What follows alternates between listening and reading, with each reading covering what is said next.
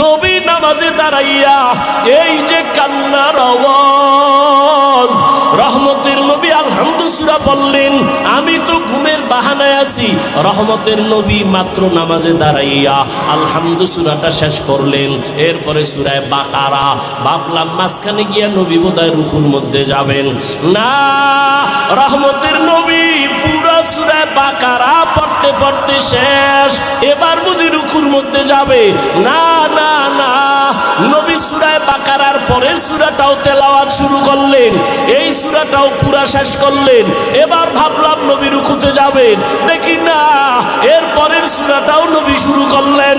ভাবলাম নবী মাঝখানে গিয়া রুকু করবেন, দেখলাম না, রহমতের নবী পুরা সূরাটা শেষ করলেন। এরপরে ভাবলাম বোধহয় নবী রুকুতে যাবে। আমি আয়েশা খেয়াল কইরা দেখি মায়ার নবী আবার পরের বড় সূরাটা শুরু করলেন। আর নবী কান্না করে দাঁড়াইয়া, দাড়ি থেকে চোখের পানিগুলো পড়ে পড়ে দাড়ি ভিজিয়া নবীর জামা মুবারক ভিজে গেল। রুকুরও খবর নাই। মায়ার নবী দীর্ঘ রাত এক রাকাতে দাঁড়ানো, এই পরিমাণ আমি আয়েশা কোনদিন নবীর দেখি না এত কষ্টে দাঁড়াইয়া। নবীর পা মুবারক ফুলিয়া যাইতেছে, এমন এক অবস্থা। দীর্ঘ সময় অতিবাহিত হওয়ার পরে মায়ার নবী এবার রুকুর মধ্যে গেলেন। রুকুর থেকে নবী আর উঠে না, উঠে না, উঠে না। মায়ার নবীর কান্নার আওয়াজ, মায়ার নবী শুধু কান্না আর কান্না আর কান্না। দীর্ঘ টাইম রুকুর মধ্যে চলে যাওয়ার পরে রহমতের নবী রুকুর থেকে অনেক সময় অতিবাহিত করার পরে নবী রুকুর থেকে সোজা হইলেন। মায়ার নবী রুকুর থেকে সোজা হইয়া দাঁড়াইয়া এরপরে আবার কান্না। দীর্ঘ টাইম আবার দাঁড়াইলেন। এরপরে রহমতের নবী সিজদার দিকে রওনা দিলেন। রহমতের নবী মাত্র প্রথম রাকাতের প্রথম সিজদা, সিজদায় গিয়া আবার কান্নার আওয়াজ। এই পরিমাণ কান্না, নবী আর মাথা উঁচু করেন না। প্রথম রাকাতের প্রথম সিজদা, এমন কান্না কান্না। আমি আয়েশা জীবনে নবীর এমন হালাত দেখি নাই। মনে হয় যেন নবী বেহুশ, নবী বোধহয় বেহুশ হয়ে যাবে। প্রথম রাকাতের সিজদা, এখনো দ্বিতীয় সিজদা নবী দেন নাই। এমন টাইমে ঘরের বাইরে আওয়াজ, বেলাল আইসা ডাকতেছে। ডাক দিয়া কয়, ইয়া রাসূলুল্লাহ, ফজরের সময় অনেক নিকটবর্তী হয়ে গেল। নবী তাড়াতাড়ি আপনি প্রস্তুতি হন, ফজরের সময় চলে আসছে। রহমতের নবী এইবার রেডি হয়ে যান। আম্মা জান আয়েশা রাদিয়াল্লাহু আনহা বলেন, বেলাল আয়েশা ফজরের রক্ত অল্প বাকি আছে, এখনো নবী প্রথম রাকাতে প্রথম সিজদায় পড়ে কাঁদতেছেন। এদিকে ফজরের সময় ঘনিয়ে গেল। এরে নবীর উম্মতের দল, মায়ার নবী এই পরিমাণ কান্না কাঁদলেন। আম্মা জান আয়েশা রাদিয়াল্লাহু তাআলা আনহা বলেন, আমার নবীরে এই রকম কান্না করতে আর আমি কখনো দেখি নাই। ও নবীর মায়ার উম্মতের দল, আমার নবীরে আমার আল্লাহ বান্দা বলেই কারণেই ডাকছেন, কারণ নবী নিজের বান্দা বললে বড় খুশি। আল্লাহর সম্পর্কের মূল কারণ নবী বান্দা। বান্দা বলার তিন কারণের আর এক কারণ। বেঈমান নাস্তিকরা মেরাজের ঘটনা বিশ্বাস করে না। নবী রুহের জগতের মেরাজ, কেউ বলে স্বপ্ন যোগে। আল্লাহ বান্দা বলিয়া বুঝাইলেন, বান্দা তো শুধু দেহের নাম না, বান্দা তো শুধু রুহের নাম না, দোনোটার সংমিশ্রণ হলেই তো বান্দা হয়। তো বান্দাকে মেরাজ করালেন, তার মানে হলো আল্লাহর নবী রুহ আর দেহ দোনোটার সমন্বয়, অর্থাৎ সশরীরে রহমতের নবী মেরাজ করলেন। আল্লাহ পাক রব্বুল আলামিন তার কুদরত ঘুরায় ঘুরায় দেখাইলেন। আল্লাহ পাক রব্বুল আলামিন মেরাজ থেকে নবীরে হাদিয়া দিলেন। 50 ওয়াক্ত নামাজ, ওখান থেকে কমায়া কমায়া 5 ওয়াক্ত নামাজ নিয়ে আসলেন। ও আমার কচুয়ার মুসলমান যুবক বাবারা, ও পর্দার আড়ালের মা বোনেরা, ও বৃদ্ধ বাবাজিরা, আল্লাহর মুহাব্বতের ওই 5 বেলার নামাজ, নবীর মনটা ছোট হয়ে গেল। 50 ওয়াক্ত নামাজ নিলাম, 5 ওয়াক্ত নামাজ পড়িয়া এত বরকত থেকে কইমা গেল কি করার? আল্লাহ জানায় দিলেন, নবী আপনার উম্মতের বলে দেন 5 বেলার নামাজ যারা আদায় করবে আমি পুরা 50-এর সওয়াব দান করব। ও আমার যুবক বাবারা, ও বৃদ্ধ বাবাজিরা, ও পর্দার আড়ালের মা বোনেরা, আর কত নামাজ ছাড়বা? আল্লাহর আদালতে কি নিয়ে দাঁড়াইবা? জীবন তোমার শেষের দিকে, চোখের সামনে কত যুবকের লাশ আর লাশ। ঘুমের বিছানায়, গাড়ির নিচে, পানির নিচে যুবকের লাশ। মহামারী করোনায় যুবকের লাশ, ছাত্র জনতার আন্দোলনে যুবকের লাশ। ও বাবা, তুমি স্কুলে পড়ো, কলেজে পড়ো, চাকরি করো, ব্যবসা করো, বাধা নাই। নবীর তরিকা মেনে, মা বাবার দোয়া নিয়া, ওলামায়ে কেরামের পরামর্শ নিয়া, শিক্ষকদের দোয়া নিয়া, নবীজির মুহাব্বতে 5 বেলার নামাজ পড়ো। তোমার মতো কত যুবক স্কুল কলেজে পড়ে, চাকরি করে, ব্যবসা করে, RAB, army, police, BDR, doctor, professor, engineer, OC, DC, SP, অভাব নাই, 5 বেলার নামাজ পড়ে। বলো বাবা, তোমরা কেন পারবা না? এরে পর্দার আড়ালের আম্মা জানেরা, আপনাদের মতো কত দামি মা, এই স্টেজে কয়েকটা সন্তানের মাথায় পাগড়ি দেওয়া হলো, এরা কোরআনের হাফেজ হয়ে গেল। এদের মা বাবা কত ধন্য। এরে আম্মা জান, এখনো সময় আছে, এখন থেকে পর্দা করেন, মোবাইলে সময় নষ্ট করবেন না, স্বামীর মাল হেফাজত করবেন। একটা আদর্শ সন্তানের মা হইয়া কবরে যাবেন, নামাজ ছাড়বেন না, বেপরদায় চলবেন না, আল্লাহর কাছে তওবা করেন। ও যুবক বাবারা, আল্লাহর মোহাব্বত নিয়ে তওবা করো।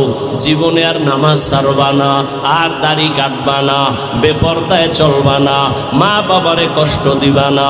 নবীর তরিকা নিয়া, মা বাবার দোয়া নিয়া, শিক্ষকের দোয়া নিয়া, নবীর আদর্শ মতো জীবন চালাইবা।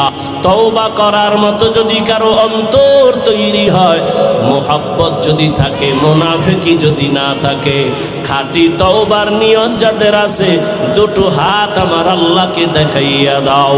আয় আল্লাহ, হাতগুলো কবুল করে নেন, তওবা কবুল করে নেন, তওবার উপরে মজবুত হইয়া চলার মতো তৌফিক দান করেন, বলেন আমিন। নামাজ কেন পড়ো না, দাড়ি কেন রাখো না? আমার কথাটা শেষ না হতেই বলে ফেললো, না রাখলে অসুবিধা কি, না পড়লে অসুবিধা কি? কি বুঝলেন? দাড়ি না রাখার পরেও সে কি দরদি না বিরোধী, আগ্রহী না বিদ্রোহী? রসুলের আদর্শ মানার ক্ষেত্রে বিদ্রোহীর আর এক নাম তাজা বেঈমান। খুব কঠিন কথা, কিন্তু খুব কঠিন। তাহলে যে দাড়ি রাখে না তাকে গালি দেওয়া যাবে না, আগে বুঝতে হবে সে দরদি না বিরোধী, আগে বুঝতে হবে না। একজনের দাড়ি রাখে না তাকে গালি দিবেন, ইসলাম এটা অনুমোদন দেয় না। আগে বুঝতে হবে দরদি না বিরোধী। যদি দরদি হয় মুমিন, বিরোধী যদি হয় বেঈমান। নামাজ পড়ে না, গালি দেওয়া যাবে না, আগে বুঝতে হবে আগ্রহী না বিদ্রোহী। আগ্রহী হলে মুমিন, বিদ্রোহী হলে বেঈমান। বুঝেন?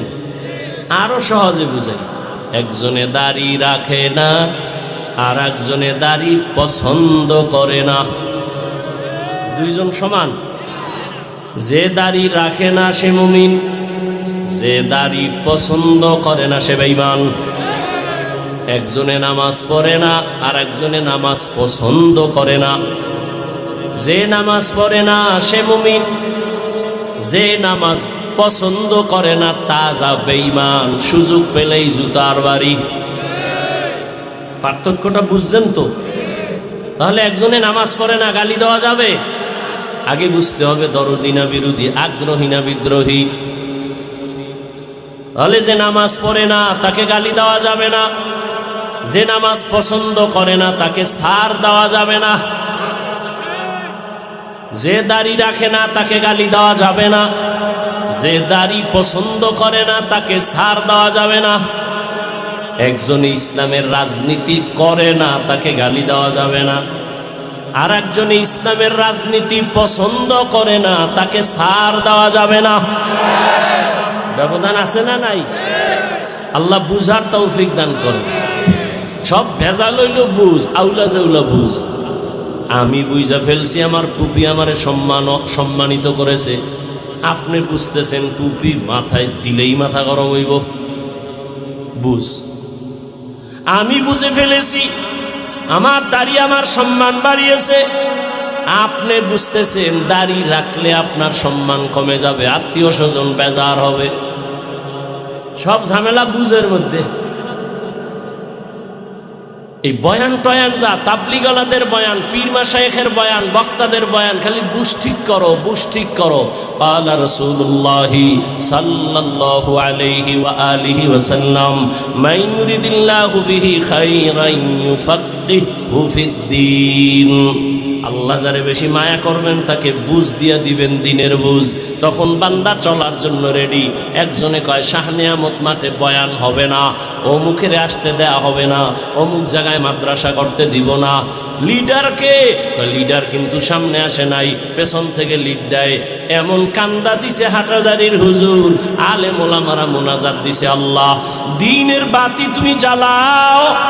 এমন ভাবে কান্না দিয়েছে, পার্টি নেতার গোষ্ঠী সব রাস্তায় বিড়ি টানে আর মাস্তানি করে। কিন্তু ওদের যিনি হ্যাট, ওর বুঝ ফিরে গেছে। ও ডাক দিয়ে কয়, হুজুর একা মাহফিল করেন, যত খরচ আমি একা দিব। মাদ্রাসা করেন, খুঁটি ঘরের টাকা আমি একা দিব। ওর বুঝ ঠিক হয়ে গেছে। আমার বুঝ আমি মসজিদে ঢুকলে শান্তি, আপনার বুঝ হইল না ঢুকলে শান্তি। এই বুঝ ঠিক করা। রহমতের নবী বেতের বাড়ি দেয় না, কারণ আকলকে ঠিক করা লাগবে। বুঝ আউলা জাউলা হয়ে গেছে। যখন বুঝ ঠিক হয়ে গেছে, আবু জাহিল্লা কালেমা পড়ে না। ওমরের মতো বান্দা রহমতের নবীরে জবাই করতে সে কালেমাওয়ালা হয়ে গেছে। কিসের অভাব? বুঝের অভাব। আল্লাহ সহি বুঝ দান করে। হাদিসের আলোচনা শেষ, এইবার আয়াতের আলোচনা। মেয়েরাজ নিয়া উঠা বসা করলে আসতে নামে যাবে। আর যদি দয়া করে শুনেন তাহলে ঠান্ডা মাথায় শুনতে হবে।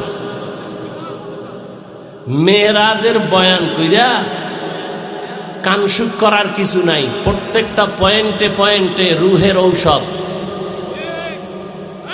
টের পাইবেন যদি ধৈর্যের সাথে শুনেন। আর আল্লাহ আমাকে তৌফিক দান করেন। মেরাজ কত প্রকার, কি কি? মেরাজ কে হামারা নবী সবএ সামাওয়াত, मेराज के हमारा नबी सबए समावात नहीं भूला वहाँ नबी हम गुनाहगार उम्मत नहीं भूला वहाँ नबी हम गुनाहगार उम्मत। अच्छा আপনাকে ক্ষুধা বেশি লাগছে? যেই টুকটাক তো আছে ক্ষুধা বুঝলাম, কিন্তু যেই ক্ষুধা আছে কি বাদাম খাইলে কমবে? চানাচুর খাইলে কমবে? তাহলে অজের প্যান্ডেলে বেয়াদবি কেন? তামাশা। আল্লাহ হেদায়াত দান করুন। কি ওয়াজ, সব ফ্যাশন। ওয়াজ করা আমগো বক্তা গো পেশা, আর আমগো শ্রোতাদের ওয়াজ শোনা হইল নেশা। এই জন্য নামাজ হোক না হোক বয়ান চলবে। যে এত মানুষ এখানে সব আশেকে রসুল, ফজর পড়ে নাই, জোহর পড়ে নাই, আসর পড়ে নাই, মাগরিব পড়ে নাই, এশাও পড়ে নাই। এখানে যেই পরিমাণ মানুষ, এর থেকে কম না। বহু মানুষ দোকানপাটে মার্কেটে আড্ডা দেয়। ওয়াজ উপলক্ষে আবার মার্কেট কেন? আবার সেই মার্কেটে কেন বেলুনের দোকান থাকবে, খেলনার দোকান থাকবে? আবার সেই দোকানে কেন বেপরদা নারী যুবতী ঢুকবে, যুবক ঢুকবে? তাজা তাজা কবিরা গুনাহ হবে। সেই গুনার ভার কারা নেবে? শুধু এখানে না, সারা দেশেই তো এই হালাত। এই বেহেশতের বাজার একটু পাশেই হলো জাহান্নামের বাজার। সব জায়গায় হালাত। ও যে আইয়া বেলুন কিনছে, বেলুন মোনাজাতের পরে এটার কান্দে ঝুলায় ঝুলায় বাড়ি যায়। বউ জিগাইব কি পাইছো, কয় মোনাজাতে বেলুন কবুল হয়ে গেছে। হাসেন। জিন্দেগি মে বন্দেগি তু কর নাহি, जिंदगी में बंदगी तू कर नहीं, जिंदगी बे बंदगी शर्मिंदा है, जिंदगी बे बंदगी शर्मिंदा है। यहाँ हम सब मुसाफिर दिल ना लगा,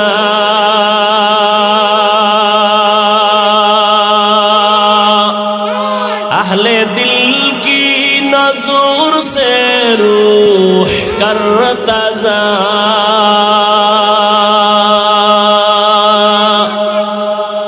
शाह दौलत सब फकीर गर नेक ने, शाह दौलत सब फकीर गर नेक ने, जिंदगी में बंदगी तू कर नहीं, जिंदगी में बंदगी तू कर नहीं, जिंदगी बे बंदगी शर्मिंदा है, जिंदगी बे बंदगी शर्मिंदा है, जिंदगी में बंदगी कुन बंदगी, बंदगी बे जिंदगी शर्मिंदगी। একটু থাম,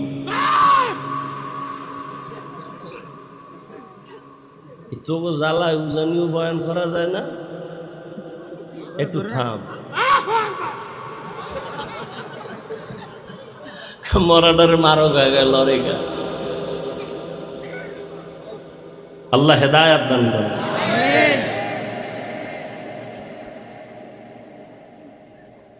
বর্তমান আরবি মাস রজব। শুরু করি নাকি? আরবি মাস কি? রজব। আমরা বক্তারা অনেক বয়ান করি এই মাস মেরাজের মাস। আসলে ঐতিহাসিকগণ এই মাসই মেরাজের মাস এ কথা একমত না। অনেকেই বলেছেন রমাজানে রসুলের মেরাজ হয়েছে। এক নাম্বার, দুই, মেরাজের কারণে রজব দামি এ কথাটাও ভুল। রজব মেরাজের কারণে দামি না, বরং এটা সৃষ্টির শুরু থেকেই দামি। যেমন সূরা তাওবায় আল্লাহ বলেন, ইন্না ইদ্দাতাশ শুহুরি ইনদাল্লাহি 12 শাহরান ফি কিতাবিল্লাহ ইয়াওমা খালাকাস সামাওয়াতি ওয়াল আরদ মিনহা আরবাআতুন হুরুম যালিকাদ দীনুল কাইয়্যিম। আল্লাহ বলেন, নিশ্চয়ই গণনার আকারে আমার দরবারে আমার সিদ্ধান্তে মাস হলো বছরে 12টা। কিয়ামত পর্যন্ত কোনো দিন কোনো বছর 11 মাসে হবে না, 13 মাসে হবে না, কত মাসে হবে? গণনার আকারে 12 মাসে হবে 1 বছর। কিয়ামত পর্যন্ত এই সিদ্ধান্ত কার? এর মধ্যে 4 মাস হলো দামি।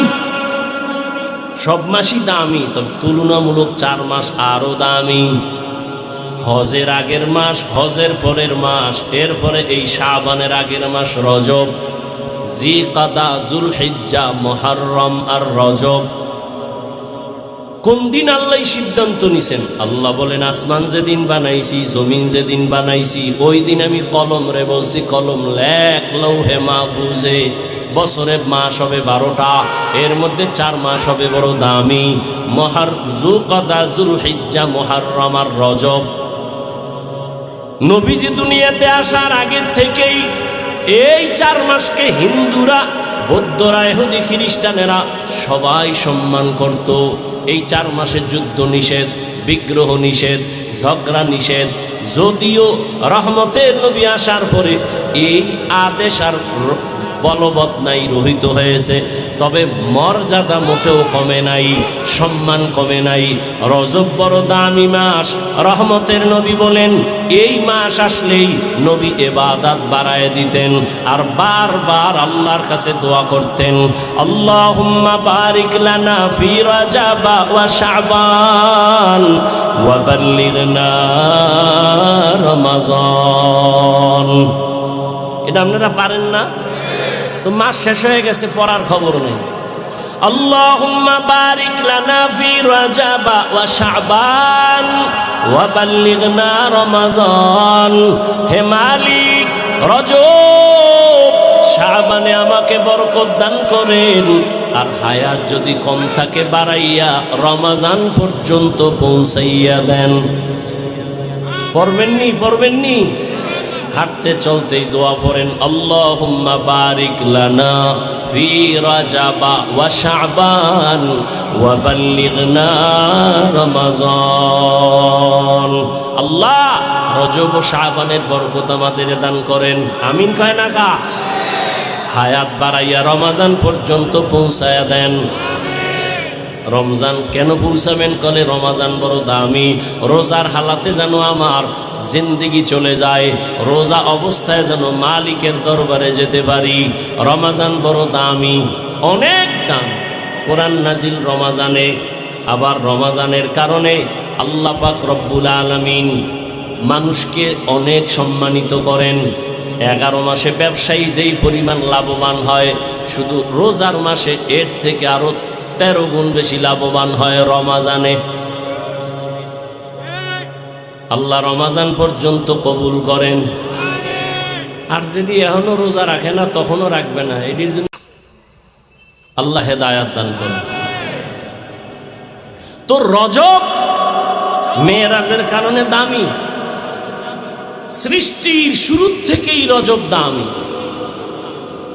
রজব, হ্যাঁ, অনেকে বলেছেন রজবে মেরাজ হয়েছে।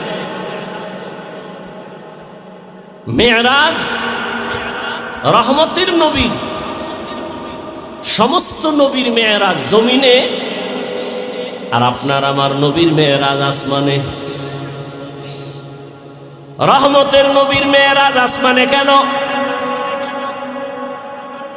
নূহ নবীর নবুয়ত জমিনে, মেরাজ জমিনে। মেরাজ মানে উপরের দিকে আগানো। এইটা আবার 2 ধরনের কিতাবে লেখছে, একটা বাতিনি আর একটা জাহেরি। উপরে যাওয়া মানে মর্যাদার দিক থেকে উপরে যাওয়া। কয় জাহিরি কেমন? কয় জাহিরি রহমতের নবীকে আমার আল্লাহ বাইতুল্লাহ থেকে বাইতুল মাকদিসে নিলেন, ওখান থেকে প্রথম আসমান, এভাবে 7 আসমান সফর করলেন। আর বাতিনি কেমন? কয় সব আমরা মানুষ এক জায়গায় বসে আছি, একই ফ্লোরে, ইমাম নামাজ পড়ে, মুক্তাদিও পেছনে, আলেমও আছে, গায়েরে আলমও আছে, কিন্তু ইমামের মর্যাদা কম না বেশি? রহমতের নবীও জমিনে, পাশে আবু বকর, পাশে ওমর, পাশে ওসমান, পাশে আলী, একই দস্তরখানে খানা খায়, কিন্তু মর্যাদা রহমতের নবীর কোনো তুলনা নাই। এটা বাতিনি মেরাজ, উরুজ হচ্ছে রহমতের নবীর মর্যাদা অনেক। সব নবীর মেরাজ জমিনে, রহমতের নবীর মেরাজ কেন আসমানে? কারণ অন্য নবীদের নবুয়তের সীমানা জমিনে, রহমতের নবীর নবুয়তের সীমানা শুধু জমিন না, আরশে আজিমে। মেম্বর সাহেব, একটা ওয়ার্ডের মেম্বর, সে খালি ওয়ার্ডে ঘুরে আর ভোট চায়, আমাকে ভোট দাও। চেয়ারম্যান সাহেবের এরিয়া মেম্বার সাহেবের থেকে আরো বেশি। চেয়ারম্যান সাহেব পুরা ইউনিয়ন ঘুরে ঘুরে দেখে আমার জনগণের কি হালাত, ভোট চায় আবার কোনো সমস্যা আছে কিনা খবর নেয়। এমপি সাহেবের এরিয়া একটু কম না বেশি? এমপি সাহেব আবার পুরা তার এরিয়া আসন ঘুরে, থানা ঘুরে, ঘুরে ঘুরে জনগণের খবর নেয়। মেম্বারের কি পুরা থানা গড়া লাগেনি? কেন? কয় তোমার মাতবরি তোমার ওয়ার্ডের ভিতরে, অন্য জায়গায় ঘুরে লাভ কি? তোমার প্রতিনিধিত্ব যেখানে সেখানে ঘুরো। এমপি সাহেব প্রতিনিধিত্ব হলো পুরা এরিয়ায়, সরকার বাহাদুর আবার ঘুরে পুরা দেশ। কেন? কয় পুরা দেশ আমার হাতের মুঠায়, আমার সরকারের এরিয়া পুরা দেশ নিয়া। রহমতের নবী মুসা নবীকে আল্লাহ পাঠাইলেন জমিনের একটা অংশের নবুয়তের এরিয়া দিয়া, এই জন্য তিনি তার এরিয়ায় ঘুরেন। ঈসা নবী তার এরিয়ায় ঘুরেন। আর রহমতের নবীর এরিয়া জমিন না, সাত জমিন সাত আসমান সব পাড়ি দিয়া আরশে আজিম পর্যন্ত। এজন্য আমার আল্লাহ কয় আপনার নবুয়তের সীমানা যেখানে যেখানে সবগুলো ঘুরে ঘুরে দেখেন আপনার সীমানা। রহমতের নবীকে আল্লাহ সীমানা ঘুরায় ঘুরায় দেখাইলেন। রহমতের নবী রাতের বেলা ঘুমিয়েছিলেন। কেউ বলেন শিয়াবে আবু তালিবের মধ্যে, কেউ বলেন হাতিমে কাবায়, কেউ বলেন চাচাতো বোন উম্মে হানির ঘরে। জিবরাইল আমিন রাতের বেলা আসলেন। দরজা না দিয়া ঢুইকা মাঝখানে ছাদের থেকে নিচে নামলেন। রহমতের নবীকে ঘুম থেকে সজাগ করলেন। রহমতের নবী তাকায় দেখেন রাতের গভীরে জিবরাইল বসা, ছাদ আবার ছিদ্র করা। সঙ্গে বিল্ডিং না, খেজুর পাতার ঘর। জিবরাইল দরজা থুইয়া উপর দিয়ে আসলেন কেন? এটা কি বাউনা উল্টা কয়? উল্টা কয়। জিবরাইল বলে আজকে টোটাল ব্যবহার আপনার সাথে হবে সব উল্টা। জান্নাত থেকে জিবরাইল বোরাক নিয়ে আসছেন।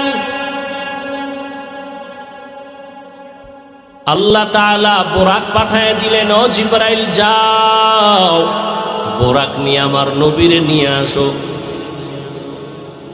রাতের সামান্য সময় রহমতের নবীকে আল্লাহ সব ঘুরায় ঘুরায় দেখাইলেন। জিবরাইল আমিন বোরাক নিয়ে হাজির। নবী যে চাস্তো বোনের ঘরে ঘুমান্ত এটাও সঠিক।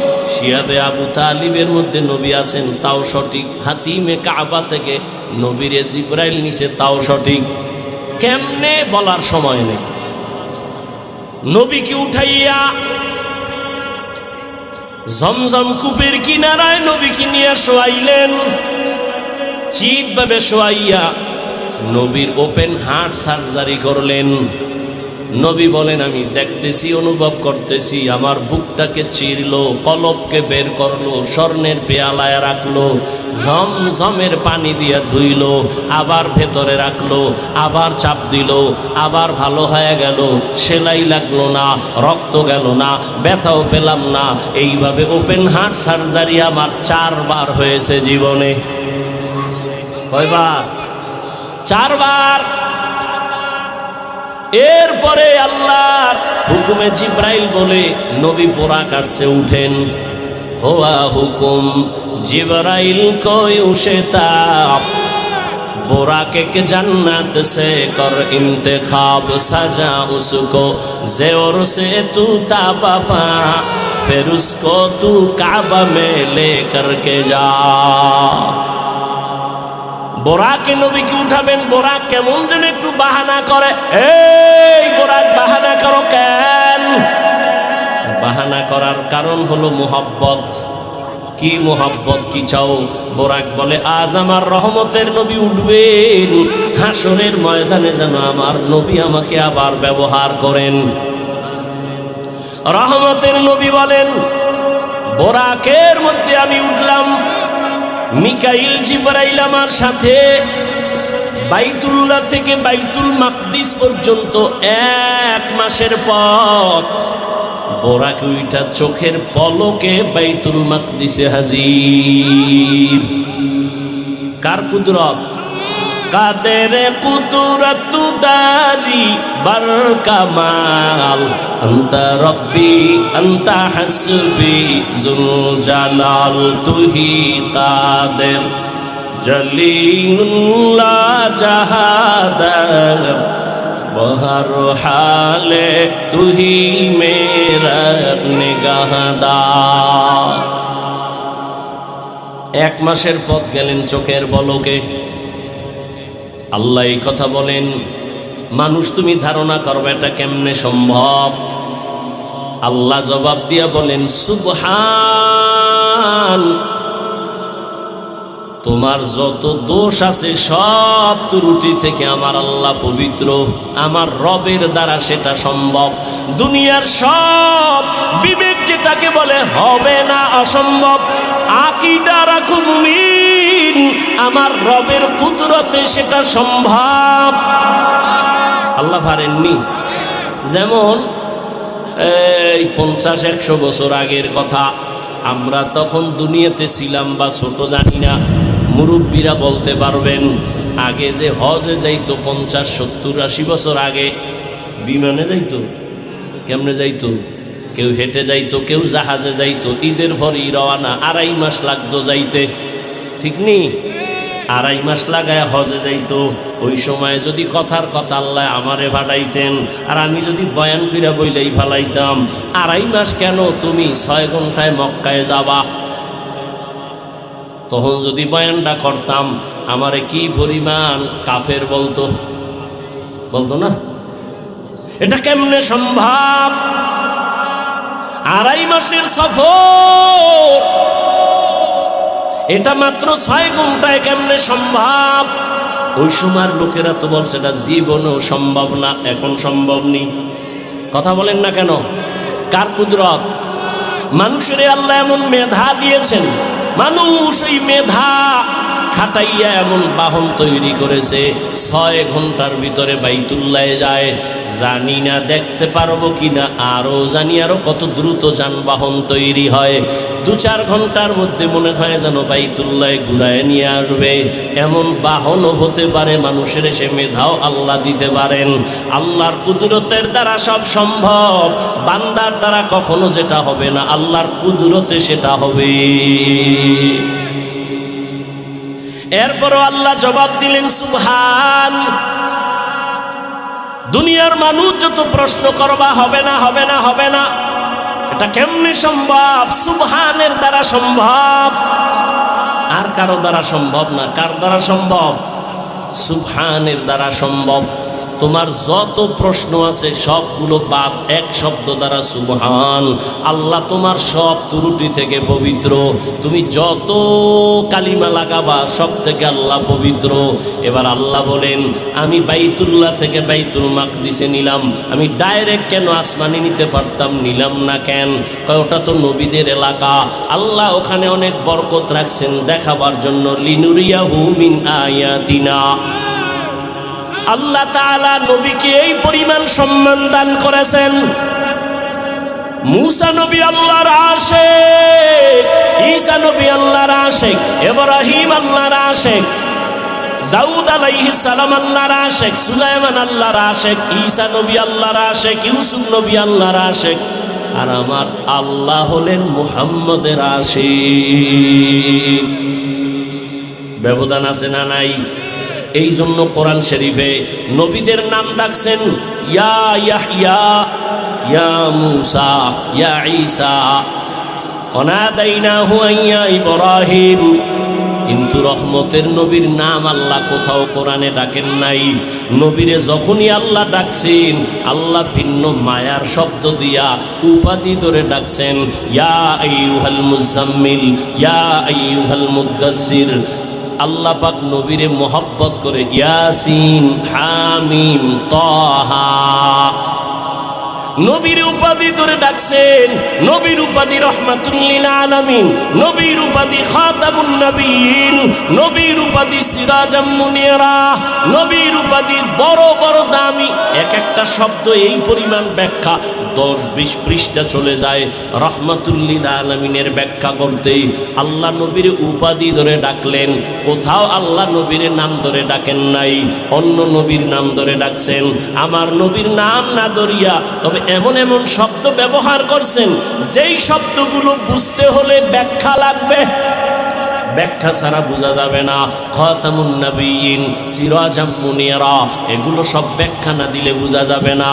কিন্তু আশ্চর্য বড় আশ্চর্য বড় আশ্চর্য, নবীর জীবনে 2টা সফর হয়েছে। কয় সফর?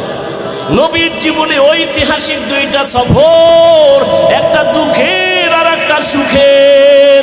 দুঃখের সফর জমিনে, সুখের সফর আসমানে। দুঃখের সফর বাইতুল্লাহ থেকে মদিনা, সফর সঙ্গীও একজন আছে। সুখের সফর মক্কা থেকে আবার আরশে আজিম, ওখানেও সফর সঙ্গী একজন আছেন। জমিনের সফর সঙ্গী আবু বকর, আর আসমানের সফর সঙ্গী জিবরাইল আমিন। আল্লাহ পাক নবীর সম্মান সর্বোচ্চ দেওয়ার জন্য সফর করালেন। তবে জমিনের সফর থেকে মেরাজের সফর বড় আশ্চর্য ধরনের। 1500 বছর পরেও এখনো বহু নাস্তিকেরা আল্লাহর নবীর মেরাজ সশরীরে মানতে চায় না। স্বপ্ন যোগে হয়েছে, স্বপ্ন যোগে তো 1000 বার হয়েছে, সশরীরে একবার হয়েছে। আল্লাহ কয় আমি করাইলাম। নবীরের নাম ধইরা ডাকেন নাই, ডাকছেন যেই শব্দ দিয়া সব অন্য নবীর তুলনায় দামি দামি শব্দ নবীর শানে ব্যবহার করছেন। কিন্তু কঠিন আশ্চর্য হলো, পৃথিবী নাড়া দেওয়ার মতো একটা সফর হলো রসুলের। সেই সফরের ক্ষেত্রে রসুলকে আল্লাহ ডাক দিয়া ব্যবহার করলেন একটা সাধারণ শব্দ, আব্দ, বান্দা। সুবহানাল্লাযী আসরা বিআবদিহি, আমি ভ্রমণ করাইলাম আমার প্রিয় বান্দাকে। আব্দুল মানি বান্দা। দেখছেন নি নবীরে কত দামি দামি উপাধি দিলেন, কিন্তু মেরাজের ক্ষেত্রে নবী আল্লাহ একটা সাধারণ শব্দ ব্যবহার করলেন, বান্দা। আমরাও বান্দা, হিন্দুরাও বান্দা, ইহুদিরাও বান্দা, খ্রিস্টানও বান্দা, সবাই কার বান্দা? আল্লাহর বান্দা। আমার নবীরেও কয় বান্দা। দেখছেন নি কারবারটা কি? ফেলুল হাকিম লা ইয়াখলু আনিল হিকমা, হাকিমের কথা কাজ হিকমত থেকে খালি না। নবীজিরে আল্লাহ কত দামি দামি শব্দ ধরে ডাকলেন, কিন্তু এত বিশাল এক আশ্চর্য ধরনের সফর, এই সফরের বেলায় নবীকে আল্লাহ সাধারণ শব্দ দিয়ে ডাকলেন কেন? সম্বোধন করলেন কেন? বান্দা। প্রশ্ন আছে না নাই? অনেক প্রশ্ন মেয়েরাজ নিয়া। রাতে হলো কেন? দিনের বেলা হলো না কেন? আবার রাতের সামান্য সময় হলো কেন? পুরা রাত লাগলো না, এটা কেমনে সম্ভব? আল্লাহ পাক নবীর এখানে বান্দা বললেন কেন? বান্দা বলার 3 কারণ। কয় কারণ? 3 কারণ। নবীজিকে আল্লাহ বান্দা বলার 3 কারণ। সবাই তো আমরা বান্দা, তবে সবাই তো আল্লাহর প্রিয় বান্দা না। কি সবাই আমরা কার বান্দা? কিন্তু সবাই কি না? প্রিয় বান্দা না। আপনাদের এলাকায় মসজিদ আসেনি? কার ঘর? সব মসজিদ কার ঘর? সব মসজিদ আল্লাহর ঘর, তবে বাইতুল্লাহর মতো সব না। কি সব বান্দা আল্লাহ, তবে সব বান্দা প্রিয় না। আপনাদের কচুয়া বাজারে কুকুর নাই? কার মখলুক? আল্লাহর। কিন্তু সব কুকুর দামি না। আসহাবে কাহাফের সাথে যেই কুকুরের সম্পর্ক, এটা দামি। কোরআনের মধ্যে ঘটনা আছে, নবী বলেন এই কুকুর জান্নাতে যাবে। আপনাদের এলাকায় গরু গাভী আছে, সব আল্লাহর মখলুক, সবই তো গাভী, তবে সব দামি না। মুসা নবীর সাথে যেই সম্পর্ক গাভীর, এটা দামি, জান্নাতে যাবে। আপনাদের আশেপাশে পিপিলিকার অভাব নাই, সব পিপিলিকা আল্লাহর মখলুক, তবে সব পিপিলিকা দামি না। সুলাইমান নবীর সাথে যেই পিপিলিকার সম্পর্ক, ওই পিপিলিকা জান্নাতে যাবে। উটনি, উট সব আল্লাহর মখলুক, তবে সব উট আর উটনি দামি না। রহমতের নবী যেই উটের পিঠে সফর করেছেন, ওই উট জান্নাতে যাবে। সালেহ নবী যেই উটনির জন্য দোয়া করেছেন, ওই উটনি জান্নাতে যাবে। আকাশে উড়ন্ত পাখি সব আল্লাহর মখলুক, সব দামি না। হুদ হুদ নামের পাখি দামি। সুলাইমান নবীর সম্পর্ক এই কারণে জান্নাতে যাবে। নদীর মধ্যে কত দামি দামি মাছ। আমগো জাতীয় মাছের নাম কি? ইলিশ। এই তুই যতই জাতীয় হও না কেন, কিন্তু আল্লাহর আদালতে তোর দাম নাই। ইউনুস নবীরে যেই মাছে নিছে, ওই মাছ দামি হয়ে গেছে, আল্লাহর জান্নাতে চলে যাবে। সোহবতে সালেহ তোরা সালেহ গুনা, সোহবতে তালেহ তোরা তালেহ গুনা। আপনাদের এলাকায় তো বিল্ডিং এর অভাব নাই, 5 তলা 10 তলা বিল্ডিং, এত একটা বিল্ডিং এরও দাম নাই কোরআনওয়ালা বিল্ডিং এর যেই দাম। কি দেখছেননি? সবাই তো বান্দা, তবে এর মধ্যে ব্যবধান আছে না নাই? সবাই তো প্রিয় বান্দা না। সব বান্দার মধ্যে যারা ইমানওয়ালা তারা দামি, আবার সব ইমানওয়ালারা দামি না। এখান থেকে যারা আমলওয়ালা তারা আরো দামি, সব আমলওয়ালারা দামি না। যাদের আমলে তাকওয়া আছে, ইখলাস আছে, তারা আরো দামি। সবাই তো নবী, অনেকেই তো রসুল, তবে আমার আপনার আখিরি নবীর মতো কেউ না। সবাই তো বান্দা, তবে আমার নবীকে বান্দা কেন বলছেন? নবী যখন আল্লাহর বাড়ি গেলেন, আল্লাহর সামনে হাদিয়া পেশ করলেন 3টা, আত্তাহিয়াত লিল্লাহ ওয়াসসালাওয়াত ওয়াত-তাইয়্যিবাত। আল্লাহ দিলেন 3টা, আসসালামু আলাইকা আইয়ুহান নাবিয়্যু ওয়া রাহমাতুল্লাহি ওয়া বারাকাতুহু। নবী আবার নিয়ে নিলেন একার জন্য না, আসসালামু আলাইনা ওয়া আলা ইবাদিল্লাহিস সালিহিন। আল্লাহ কয় ফেরেশতারা তোরা সাক্ষী আছো নি? কাছি ক সাক্ষী দে।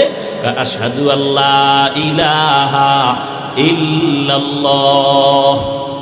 খালি আমারটা দিলে হইব না, নবীরও দে। ওয়া আশহাদু আন্না মুহাম্মাদান। এই হুনো, ফেরেশতারা থাইমে গেছে। এই এতটুকু বললে হবে না, আমি তো তারে রসুল বানাইছি, রসুল বলো। কয় রসুল বলবো? কয় না না, আগে বলো আবদুহু ওয়া রাসূলুহু ওয়া আশহাদু আন্না মুহাম্মাদান। এরপর কি? আবদুহু ওয়া রাসূলুহু। বলেন আবদুহু মানে বান্দা। এই শব্দের দ্বারা কি নবীর দাম, না রসুলুহুর দ্বারা দাম? তাহলে রসুলুহু বললেন পরে, আবদুহু বললেন আগে কেন? প্রশ্ন আছে না নাই?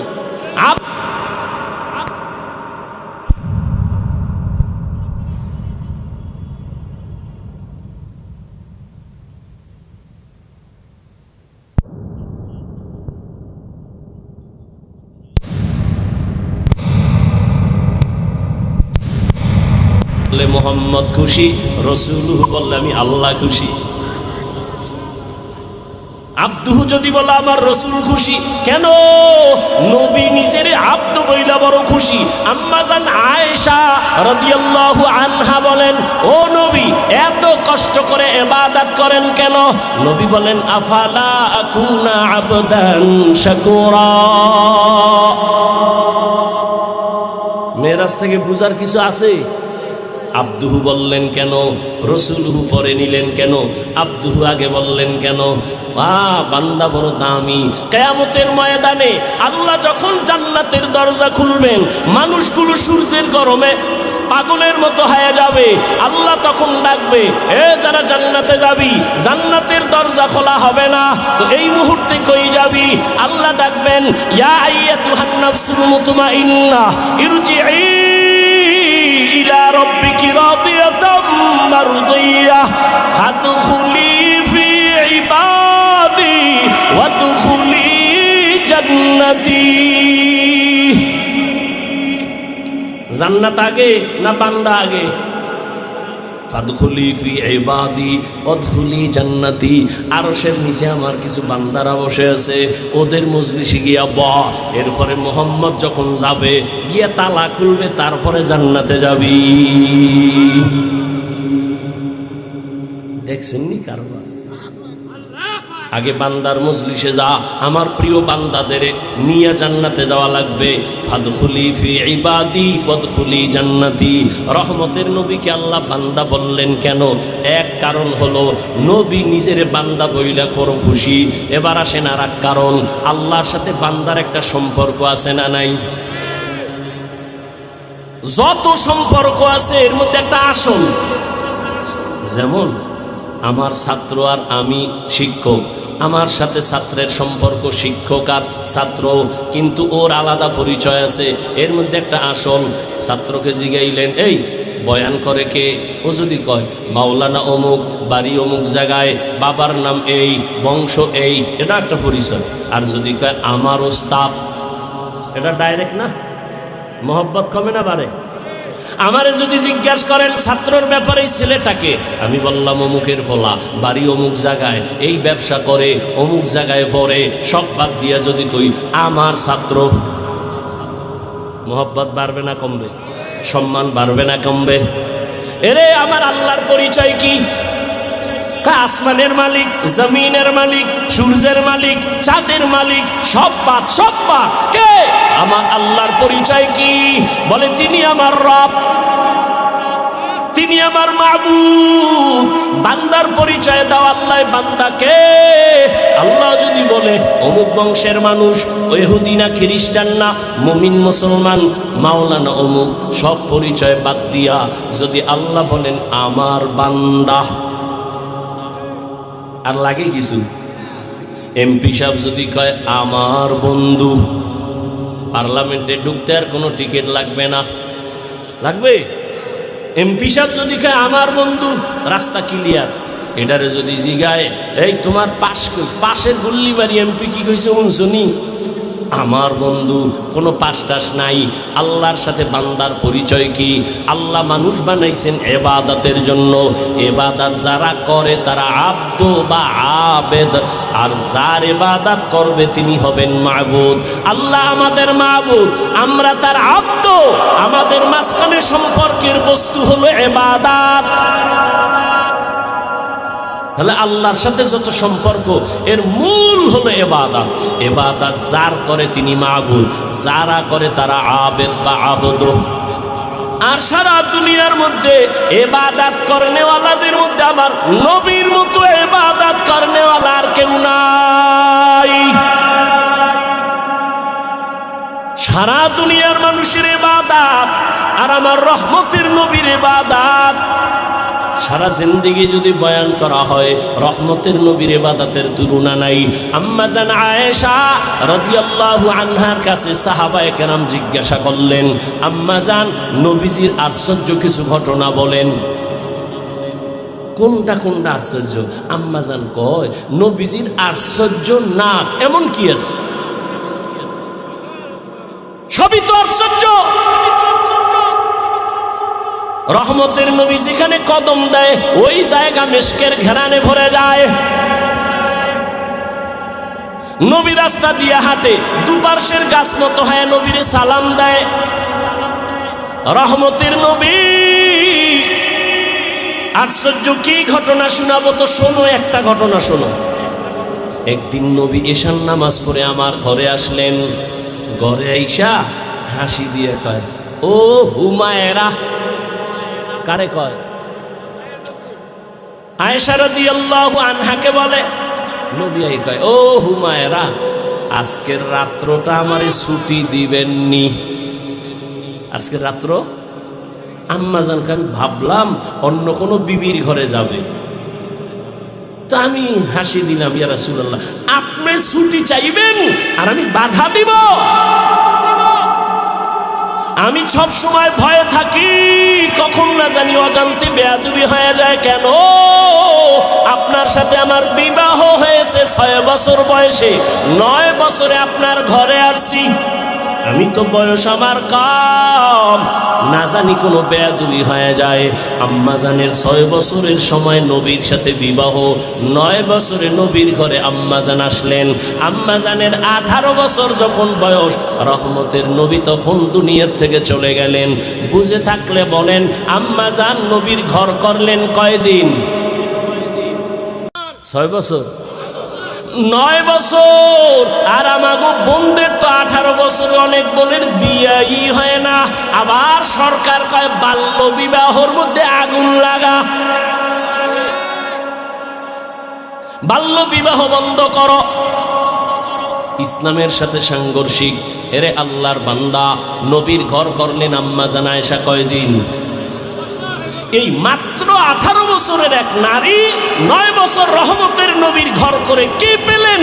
আম্মাজান বলেন, আমি 2000-এর উপরে হাদিসের হাফেজা হয়ে গেছি। কয় হাজার? আপনারা কয়টা জানেন? জানেন? তাহলে হাদিস হইলেন কেন?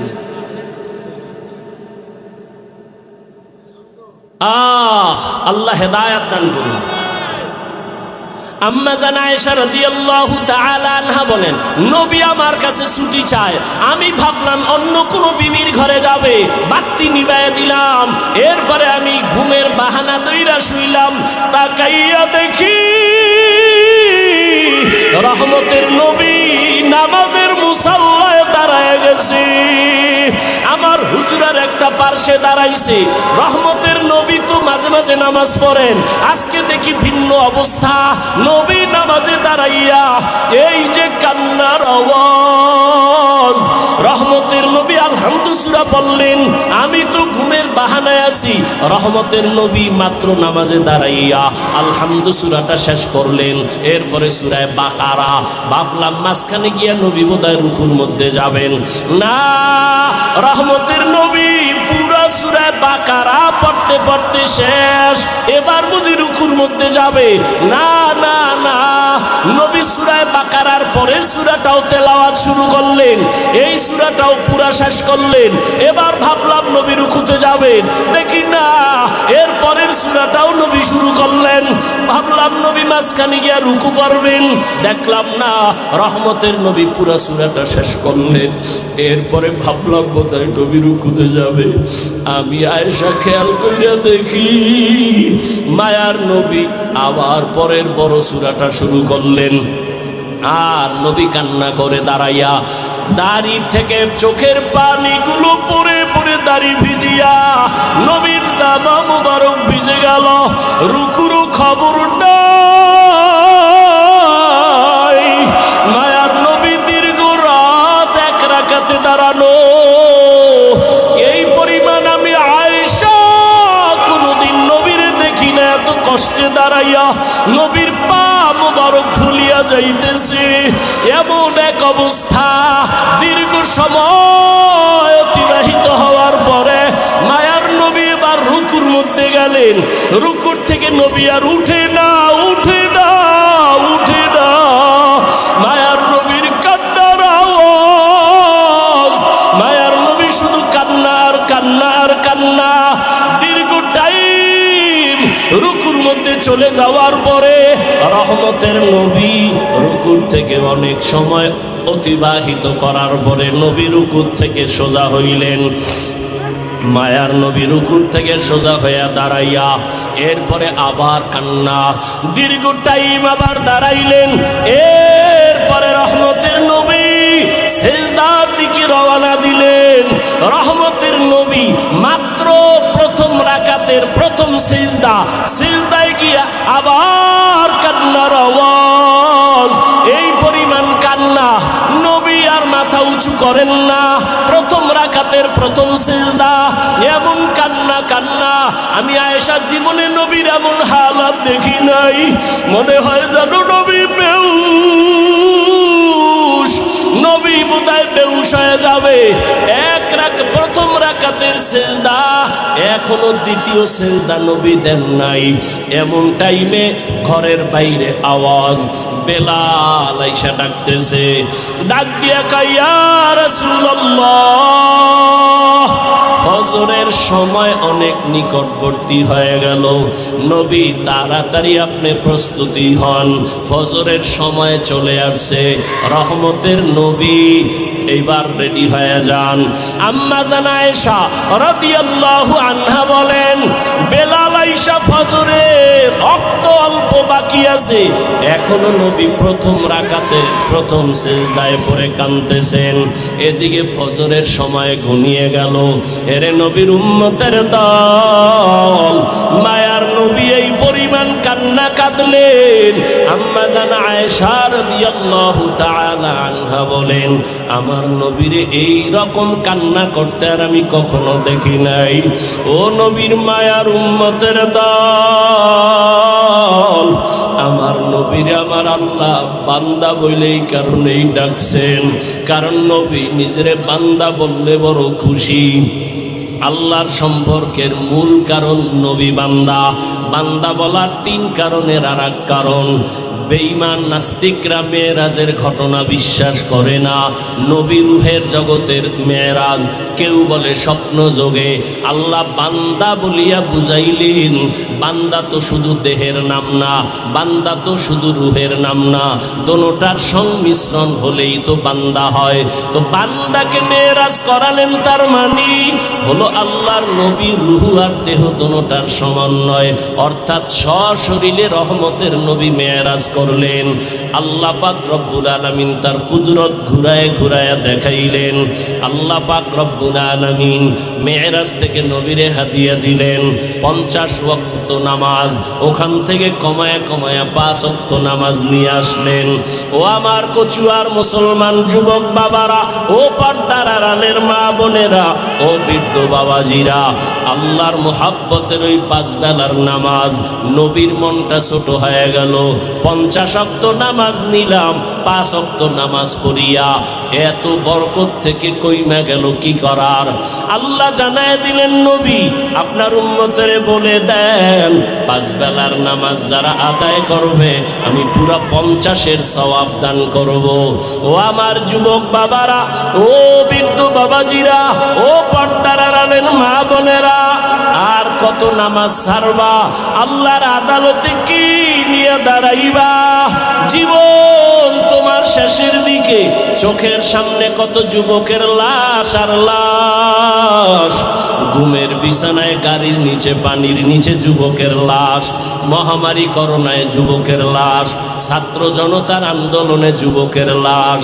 ও বাবা, তুমি স্কুলে পড়ো, কলেজে পড়ো, চাকরি করো, ব্যবসা করো, বাধা নাই, নবীর তরিকা মেনে মা বাবার দোয়া নিয়া, ওলামায়ে কেরামের পরামর্শ নিয়া, শিক্ষকদের দোয়া নিয়া, নবীজির মুহাব্বতে 5 বেলার নামাজ পড়ো।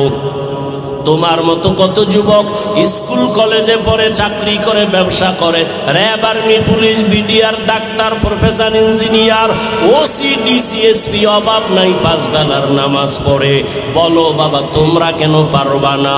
এরে পর্দার আড়ালের আম্মা জানেরা, আপনাদের মতো কত দামি মা, এই স্টেজে কয়েকটা সন্তানের মাথায় পাগড়ি দেওয়া হলো, এরা কোরআনের হাফেজ হয়ে গেল, এদের মা বাবা কত ধন্য। এরে আম্মা জান, এখনো সময় আছে, এখন থেকে পর্দা করেন, মোবাইলে সময় নষ্ট করবেন না, স্বামীর মাল হেফাজত করবেন। একটা আদর্শ সন্তানের মা হইয়া কবরে যাবেন, নামাজ ছাড়বেন না, বেপরদায় চলবেন না, আল্লাহর কাছে তওবা করেন। ও যুবক বাবারা, আল্লাহর মোহাব্বত নিয়ে তওবা করো, জীবনে আর নামাজ ছাড়বা না, আর দাড়ি কাটবা না, বেপরদায় চলবা না, মা বাবারে কষ্ট দিবা না, নবীর তরিকা নিয়া, মা বাবার দোয়া নিয়া, শিক্ষকের দোয়া নিয়া, নবীর আদর্শ মতো জীবন চালাইবা। তওবা করার মতো যদি কারো অন্তর তৈরি হয়, মোহাব্বত যদি থাকে, মুনাফিকি যদি না থাকে, খাঁটি তওবার নিয়ত যাদের আছে, দুটো হাত আমার আল্লাহকে দেখাইয়া দাও। আয় আল্লাহ, হাতগুলো কবুল করে নেন, তওবা কবুল করে নেন, তওবার উপরে মজবুত হইয়া চলার মতো তৌফিক দান করেন, বলেন আমিন।